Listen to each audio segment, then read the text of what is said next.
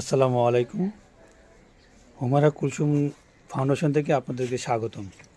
Humaira Kulsum foundation অসামাজ একটি সামাজিক প্রতিষ্ঠান, তবে এটা অরাজনৈতিক অরাজনৈতিক সামাজিক।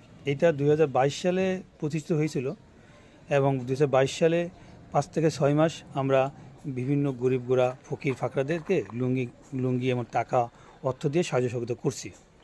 এরপরে মাঝখান দিয়ে হঠাৎ করে আপনার হলো অর্থনৈতিক সংকটের জন্য আমরা আর সংগঠনে চালাতে পারিনি, কিন্তু আমাদের কার্যক্রম মনের ভিতরে এখনও আছে।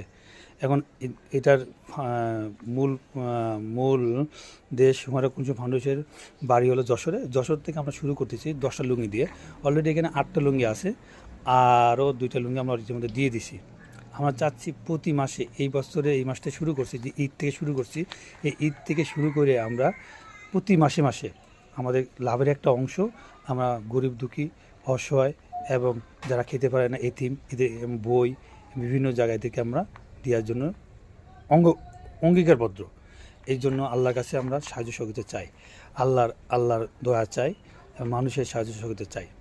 আপনারা আমাদের জন্য সবাই দোয়া করবেন। আমরা যদি এই প্রতিষ্ঠানটা প্রতি মাসে মাসে এবং প্রতি মাসে 12টা মাসের জন্য আমরা সাহায্য সহযোগিতা করি এবং যশোর থেকে শুরু করে সারা বাংলাদেশে এটা প্রচারণা করতে পারি, এবং আমরা বাংলাদেশ ছাড়াও বিশ্বে যদি এটার নামকত হয় এবং বিশ্বে সবাইকে সাহায্য সহযোগিতা করতে পারি, এই কামনাই রইল। এখন আপনাদের সামনে কথা বলবে হুমায়রা কুলসুম ফাউন্ডেশনের চেয়ারম্যান তাসলিমা আক্তার লিপি। আসসালামু আলাইকুম। আপনারা আমাদের ইউটিউব চ্যানেলে গেলে দেখতে পারবেন হুমায়রা কুলসুম ফাউন্ডেশন আমরা 2021 সালে দিকে শুরু করছি। তো তখন আমরা অনেকেরই লুঙ্গি, আর্থিক টাকা, তারপর সরকারিভাবে কিছু রেশন, এটা দিয়ে আমরা সাহায্য করার চেষ্টা করেছি। তারপর আমাদের বিজনেসের মন্দার কারণে পারিনি, যে কোনো কারণে, তো আমরা আবারও শুরু করছি।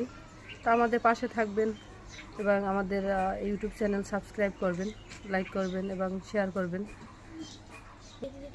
এখন আমরা আবার শুরু করছি 2026 সালে মার্চ মাস থেকে ঈদ উপলক্ষে। আমরা এখন